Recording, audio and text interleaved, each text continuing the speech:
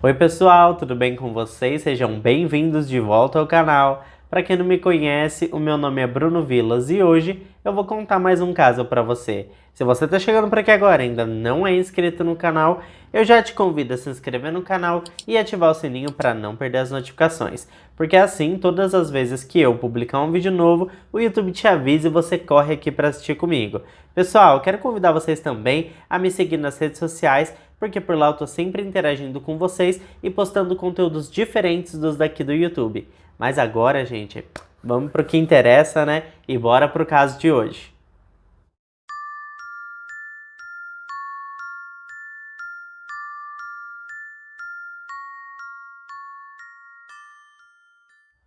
Esse é um dos casos mais misteriosos envolvendo as autoridades alemãs. Lars Joachim Mittank nasceu no dia 9 de fevereiro de 1986 em Berlim, na Alemanha. Lars foi descrito como uma criança doce e sociável. Mais tarde, em sua adolescência, seus amigos e familiares acrescentaram que o jovem era muito inteligente, curioso, extrovertido e sociável. Ele seguia sua vida com bastante calma e tranquilidade, até que em julho de 2014, quando estava com 28 anos de idade, ele foi convidado por alguns amigos da escola para fazer uma viagem até Varna. Varna é uma das 3 maiores cidades da Bulgária, na Europa Oriental. Assim que desembarcaram no aeroporto, o grupo se dirigiu para o hotel. Eles tinham reservas no resort Golden Sands, que fica localizado na costa do Mar Negro. A viagem estava sendo bastante animadora e o grupo estava se divertindo muito com o passeio, até que em determinado momento, Lars estava em um bar com seus amigos e de repente se envolveu em uma briga com 4 homens. O motivo dessa briga seria cômico se não fosse trágico.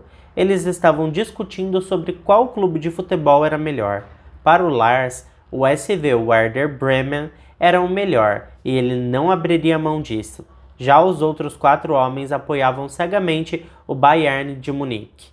Lars acabou saindo do bar antes de seus amigos, e eles não tiveram notícias dele até a manhã do dia seguinte. Assim que o jovem finalmente retornou ao resort Golden Sands, ele estava meio confuso e informou para os seus amigos que tinha sido espancado. Algum tempo depois, quando começaram as investigações sobre esse caso, passou a existir uma divergência nesse ponto. Isso porque alguns dos amigos dele disseram às autoridades que Lars foi espancado pelos mesmos 4 homens com quem ele brigou no bar, enquanto outros amigos dele alegaram que os homens do bar contrataram um morador local para fazer o trabalho de agredir o jovem, para que assim eles não pudessem ser incriminados por isso. Independentemente de quem tenha iniciado as agressões, o resultado foi igualmente catastrófico. Lars ficou com uma mandíbula seriamente ferida e também um tímpano estourado. Ele finalmente se convenceu de que os ferimentos mereciam um tratamento profissional e então ele foi ver um médico da região. Esse médico receitou 500 mg do antibiótico Cefprozil para prevenir que suas feridas infeccionassem. Por conta da pressão do ar nas aeronaves, o médico sugeriu que o jovem adiasse o seu retorno para casa, que já estava próximo. Como ele tinha machucado o ouvido, seria melhor evitar aeronaves naquele momento por conta da pressurização. O grupo de amigos até se ofereceu para adiar o retorno até que ele se recuperasse, mas ele tranquilizou seus amigos, dizendo que estava tudo bem, que eles poderiam ir e logo ele estaria em casa de volta. Naquele mesmo dia, um pouco mais tarde, ele reagendou o seu voo de retorno para a Alemanha. Ele então reservou um hostel perto do aeroporto para facilitar e economizar, já que teria que ficar um tempo maior do que o programado. Acontece que pouco tempo depois, o jovem começou a exibir um comportamento estranho e anormal. As câmeras de vigilância do hotel capturaram Lars se escondendo dentro do elevador e em seguida saindo do prédio à meia-noite. Algumas horas depois ele foi flagrado voltando para seu quarto. Assim que entrou, ele ligou para sua mãe e sussurrou que as pessoas estavam tentando sequestrá-lo. Depois, ele disse que na verdade estavam tentando matá-lo. Por último, ele disse que temia por sua vida. Alguns minutos depois dessa estranha ligação, ele enviou uma mensagem para ela perguntando sobre o medicamento que ele estava tomando e terminou a mensagem pedindo para sua mãe que bloqueasse todos os seus cartões de crédito. No dia 8 de julho de 2014, Lars entrou no aeroporto de Varna para se encontrar com um médico do aeroporto. A finalidade da visita era a checagem e conferência de como estavam os ferimentos do jovem. O médico disse que a recuperação era bastante satisfatória e ele já podia voar, mas o médico não pôde deixar de notar o quanto Lars estava desconfortável e visivelmente incomodado com alguma coisa. De acordo com informações fornecidas pelo doutor mais tarde, Lars parecia preocupado e fazia perguntas sobre a medicação que estava tomando. O aeroporto estava sendo reformado nessa época, e enquanto Lars estava em sua consulta médica, um trabalhador da construção civil entrou no escritório. A partir deste momento, o jovem começou a gritar dizendo: "Eu não quero morrer aqui, eu tenho que sair daqui." Ele então se levantou e saiu rapidamente. Seus movimentos foram tão rápidos, inesperáveis e desesperados que ele acabou deixando seus pertences no chão e seguiu correndo pelo corredor. Assim que saiu para fora do aeroporto, ele pulou uma cerca e logo que atingiu o outro lado, Lars desapareceu em uma floresta na região e nunca mais foi visto. Poucos anos depois, ele foi classificado como a pessoa desaparecida mais famosa do YouTube, porque um dos vídeos de segurança do aeroporto que flagrou o seu desaparecimento naquela data se espalhou pela internet. O jovem nunca foi encontrado, apesar de milhões e milhões de pessoas terem assistido ao vídeo de Lars Mittank fugindo do aeroporto. De acordo com informações do Dr. Todd Grande, Lars não tinha histórico de doença mental. O Dr. Todd é um conselheiro de saúde mental certificado que acompanhou toda a história de Lars Mittank em seu canal no YouTube.